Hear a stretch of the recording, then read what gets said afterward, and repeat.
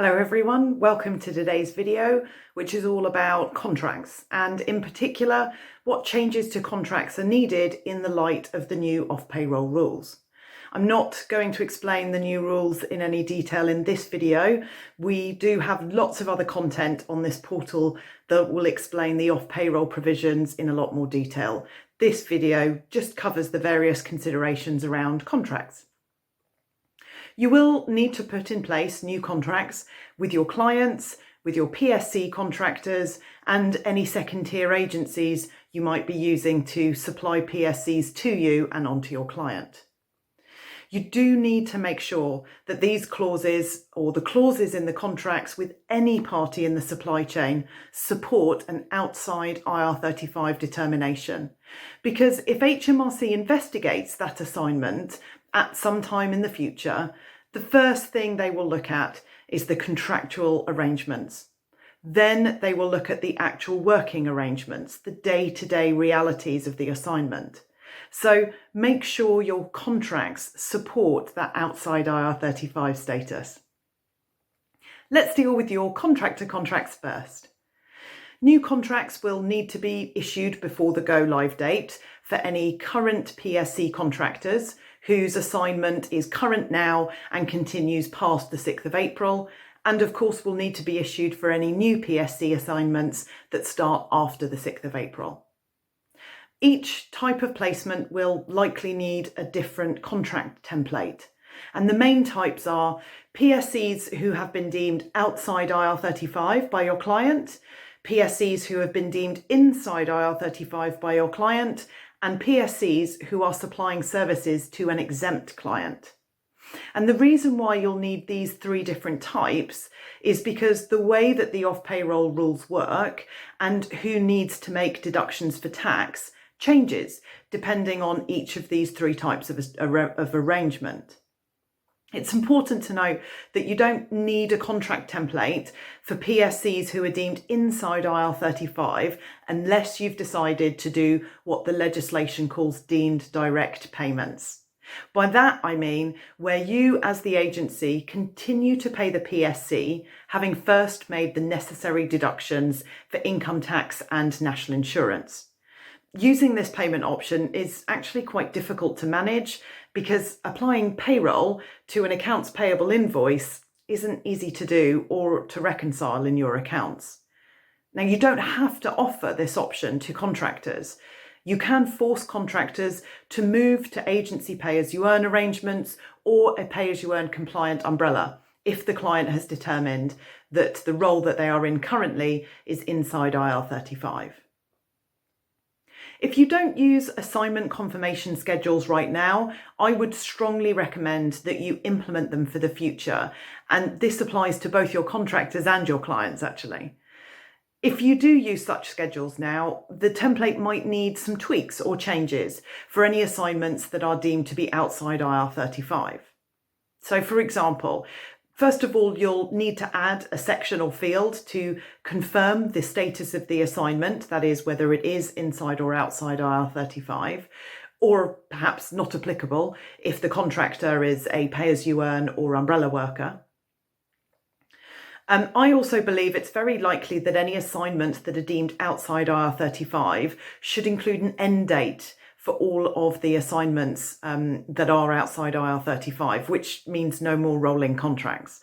So make sure you have a field or section in the assignment schedule for the assignment end date, and that it's always populated for any assignments deemed outside IR35.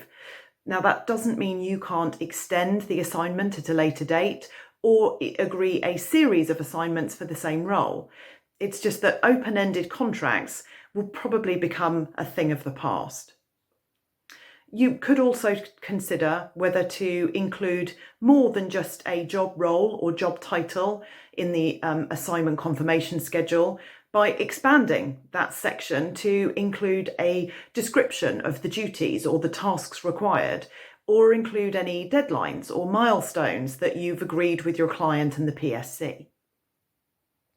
I would also take a look at the sections of the schedule that relate to things like working hours and assignment locations, because If the client has deemed that the assignment is outside IR35 and part of their reasoning is because the PSC isn't required to work kind of normal working hours and they can work from anywhere and they don't have to sit or attend client site every day, well, then you don't want your schedules to state something different that doesn't reflect reality. Now we move on to your client contracts. If you currently use consolidated terms and conditions with clients to cover all types of placements, you may need to consider sending out different types of terms and conditions for each type of placement, and particularly those deemed outside IR35 for the reasons we've already covered. You can keep your consolidated contracts and have them cover all types of placements, but just make sure that the clauses that relate to assignments that the client has deemed to be outside IR35 are really clearly demarcated from clauses that relate to agency pay-as-you-earn or umbrella workers. For any clients who are exempt from applying the off-payroll rules because they're small or wholly overseas, as defined in the legislation and HMRC guidance, well, those clients should have a completely different set of terms and conditions. You don't really want any clauses in those contracts that relate to off-payroll rules if the off-payroll rules don't even apply to that client. But you should make sure that there is an active obligation in those terms and conditions for the client to tell you if for any reason they stop being exempt at some point in the future. For clients that aren't exempt from applying the off-payroll rules, obviously they will need to comply with their legislative obligations, such as making status determinations with reasonable care, providing a valid SDS to the correct parties in the chain, etc. But you can consider adding some reasonable additional obligations in your client contracts over and above the client's legislative obligations. So an example would be a contractual commitment that the client will check the status of an assignment every 12 months.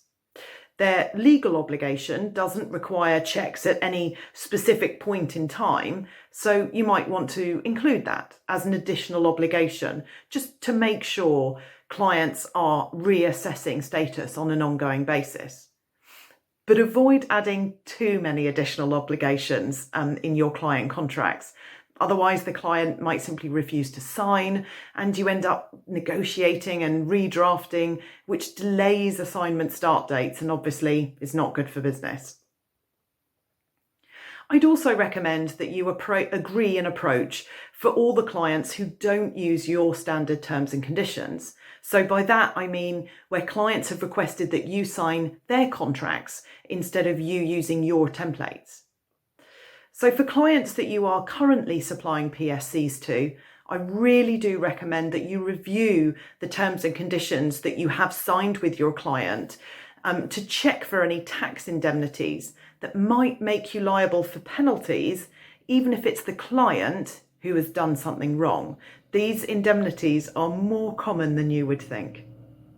Where there are wide tax indemnities included in the contract, I would prioritise trying to renegotiate those clauses to restrict or remove those indemnities.